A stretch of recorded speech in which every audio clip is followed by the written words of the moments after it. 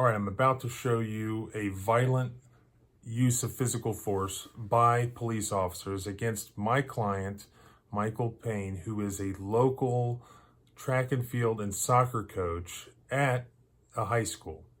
So this was at a high school basketball game between two rivals. Things got heated. People came onto the court. And my client, being a local coach, came out there to try to help resolve things and tried to convince one of his friends to not get herself into trouble. But here comes the Princeton Police Department. And who do they choose to grab and violently throw on the ground?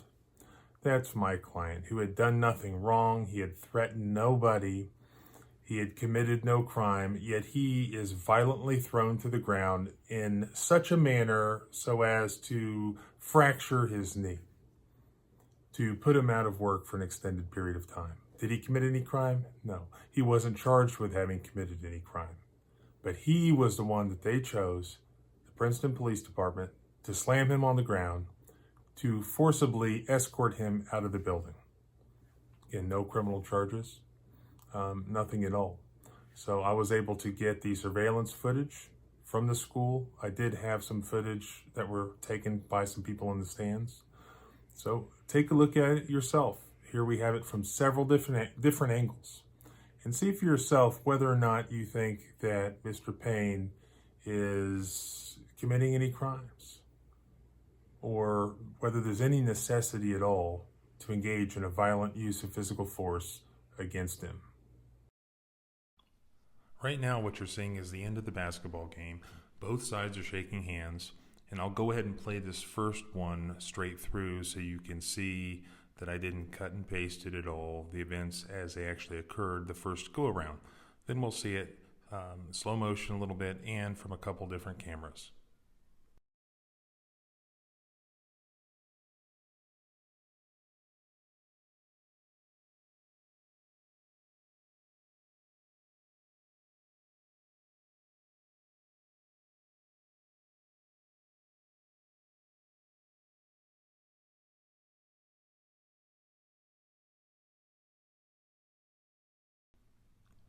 You'll see here that a shoving match breaks out on the court.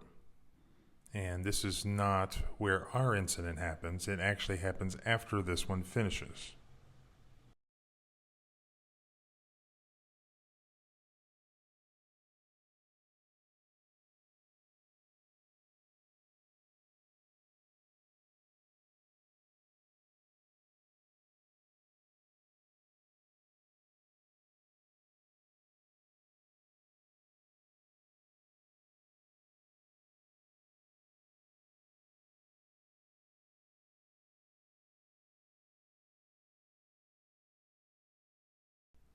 So the people involved in the shoving match were escorted off the court, as you can see right there. And now you'll see there's Mr. Payne right there where the arrow shows. You'll see a Princeton police officer, boom, take him to the ground right there. We'll watch it again and in slow motion.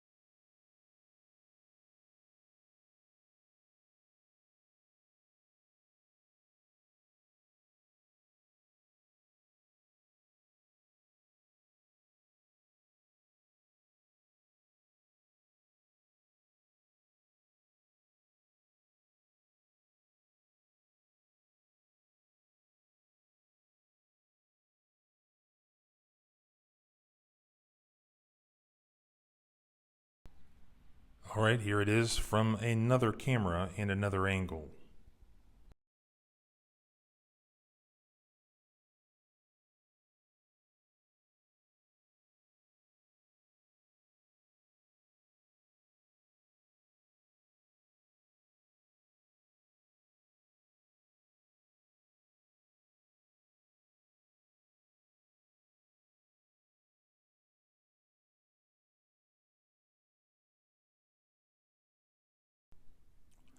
From this clip, that you can see that the actual sheriff there in the county saw what happened and sort of came to the rescue and grabbed Mr. Payne and escorts him off the court and away from this police officer who attacked him.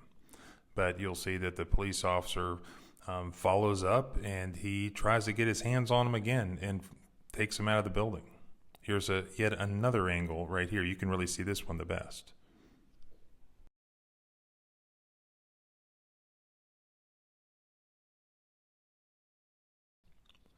So here you see Mr. Payne being taken down right there, and the sheriff comes up, and others were aware that this guy was a teacher there. He had done nothing wrong, and the sheriff, you can see right there, sort of escorting him off the court and away from this police officer. But here comes the officer, you see in the black right there, following up, getting his hands on him again, and making sure that he drives him out of the court, really for no good reason. And a lot of people there knew that Mr. Payne actually is suffering from bone cancer, so he's not a threat to anybody. So that was the footage.